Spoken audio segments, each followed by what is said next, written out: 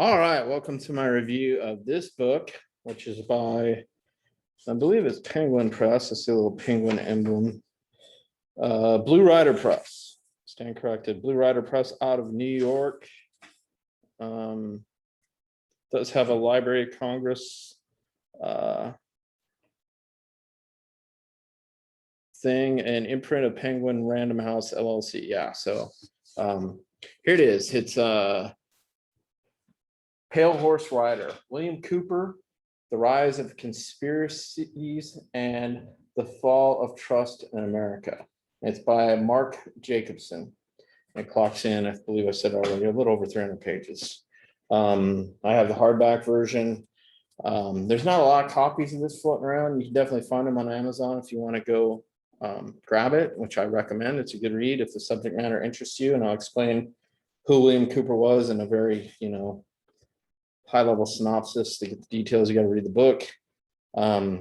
Why Mark Jacobson and others think he was important to understand, how well the book does what it sets out to do, that type of thing. And I'll do it fairly quickly.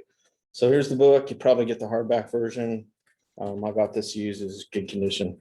So I'm putting the book down. Anyway, who was William Cooper? William Cooper was a guy who was very much a flawed and imperfect man. You can read about the imperfections in the book. But ultimately, he was a combat veteran. He was in charge of a riverine patrol boat in Vietnam, saw combat, and basically had this desire to get to the truth. He was a flawed individual, but he doubled down on his take of things. Now, was his take right or not? Well, we'll put that aside, as does the author. He just kind of tells it like it is, how William Cooper saw it. And that's one of the important things about the book, is if you want to understand why people believe in conspiracy theories, alternative narratives of things, the tradition of it, why William Cooper was important to all that, it's all in the book. Now, as an autobiography of William Cooper, in the sense of like learning a bunch of little tidbits about his life, if you know who he was, it's a good book. It's a 5-star book. Now, if you're reading it as far as trying to connect the dots to why William Cooper was important, if you weren't trying to understand this whole conspiracy movement, you can even see the later part of like QAnon, tracing roots back to William Cooper. I think there was even a Q drop, or Q turds, as some of us call it, that referenced the book that William Cooper wrote, which I think is Behold a Pale Horse, which is still widely read and widely circulated today. And why, the book gets into why it has staying power, why in prisons they read it a lot, why various groups that you think would not have anything to do with this Cooper guy, his book is very well regarded. A lot of rappers reference it. A lot of people in the truth movement still reference it today. So just a little tidbit, and this is why you maybe be interested in reading the book. To know about William Cooper, was he an anti-hero? Was he a hero? William Cooper basically came in and started, on various medium, on shortwave, talking about conspiracy theories, secret societies, alternative views of things, aliens, UFOs, and he kind of waffled on that at different times. He had different views on UFOs. I'll let you read what those were in the books, or you can go out to YouTube and search William Cooper. You'll find plenty. And he kind of straddled the line between being the shortwave personality to the internet. He was one of the first guys on the internet. And as the internet gained in popularity, kind of straddled that wave up till 2001, when shortly after 9/11, he was killed. A lot of people think that while everyone was distracted dealing with 9/11, it was a good time for maybe people, the secret powers, to circle back and do some cleanup. And that's why they went after William Cooper. In the book, it gives the actual story of kind of what happened, which is different. So that right there, for you people who are interested in Cooper, to read it. It shows both good sides of Cooper, the fact that he was a flawed individual, but he was ultimately trying to get to truth, and how he did kind of was prophetic in the sense that he could make predictions about things, and some of them came true. Like he predicted that there would be a terrorist attack and they would blame it on bin Laden. And he did this, a couple months, I don't know how many months, but fairly shortly before 9/11 happened, the Twin Towers were brought down and they blamed it on bin Laden. Now, I'm not going to get into the whole, what happened or what didn't happen, but it was interesting that he called that. And there were a couple other things that he called, which gives him a lot of credit among conspiracy circles. But again, he maybe got a lot of stuff wrong too. People aren't going to remember what you got wrong. If you hit a couple big ones, they're going to remember that. So anyway, if you're trying to understand QAnon, which is the modern kind of form of conspiracy theory, the truther movement, and all that, I consider myself, for what it's worth, a conspiracy realist. I don't take things at face value. I do think there are pluralities of powerful groups that get together and sometimes conspire against the non-powerful groups. And I think that that's not crazy. That's more how world history works. I think it's good to question authority and question the official narrative all the time. Shouldn't be looked at as dangerous to do that, or that you're a fringe person that could possibly infect the community with bad think, So in that sense, I like Cooper. You read about Cooper as a person and the fact that, he basically shot a sheriff in the head when they tried to arrest him, and paralyzed that sheriff for life when he didn't have to do that. And I think that puts him in the anti-hero category in a lot of ways. But ultimately, because he was a charismatic guy, he was a knowledgeable guy. I mean, you can debate about whether his knowledge was facts or whether it was mythology. I think it was both. I think he was dead on a lot of things, but flaky in other ways, and sometimes vindictive against people that he thought was competing with him and stuff like that. And the book, again, gets into some of the details there. But he straddled when that theory was kind of contained, because the technology for a lot of that stuff to spread just wasn't there, to when the internet hit. And he wasn't even so much of a great presence on the internet. Like, he had websites and stuff, but he was still doing mostly shortwave and stuff.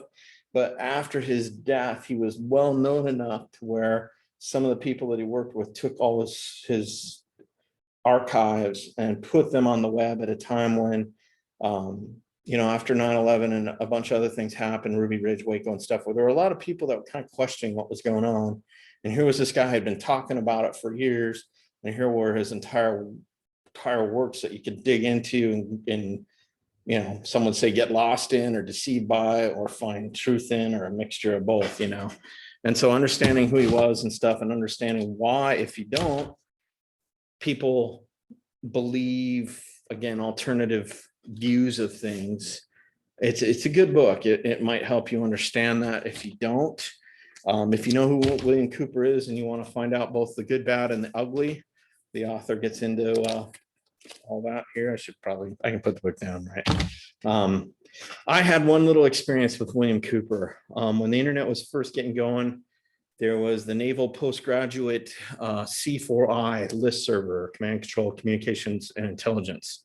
I'd just gotten out of college. I had a political science major, so I ended up working in a warehouse. But my brain was still cranking on politics, geopolitics, military stuff, and I just stumbled on this. It was when the internet was first getting going in the 90s, and everything was wide open. So you could just be Joe Smo and log in there and start talking about, intelligence issues, command and control, computers issues.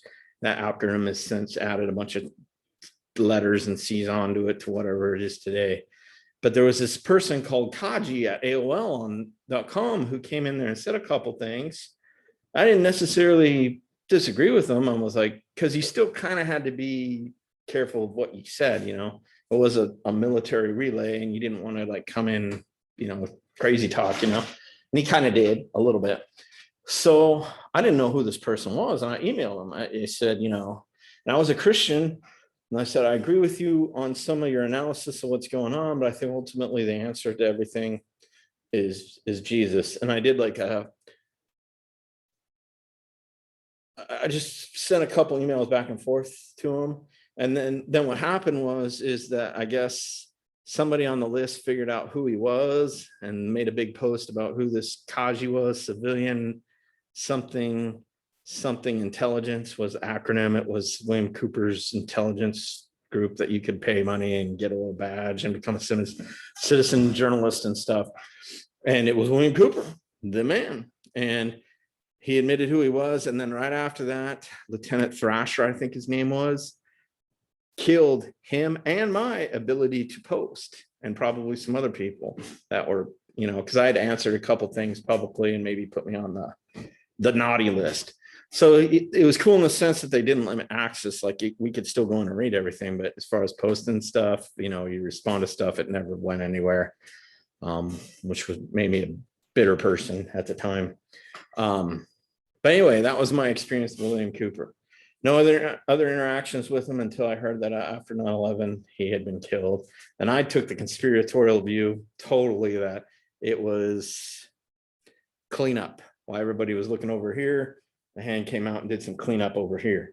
But in actuality, the book gets into what happened. It wasn't, at least the book's take, it could be a lie, Seems pretty credible that mostly he picked up that Cooper pissed off some VIPs and they decided that they had to deal with him. Or before, even though he was in trouble with the law, they didn't want any trouble. So they're like, just let him do his thing.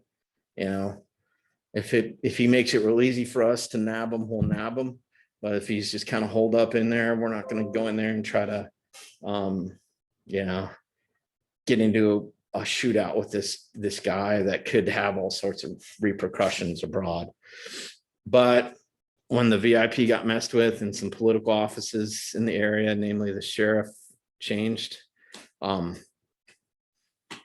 things happen. And you can read about that and all sorts of other interesting facts about Cooper, whether you think he's an anti-hero or hero or mixed. Mark Jacobson does a good job. Recommend the book. Go get it. And that's what I would say about that. Ease of read, interesting subject. Price, I think you're kind of stuck getting a hardbound. I don't know if there's any softbounds. I'm, like I said, I'm kind of ADD, and for me to actually take the time to read a 300-page book is pretty rare these days because I've got a lot of demands on my attention.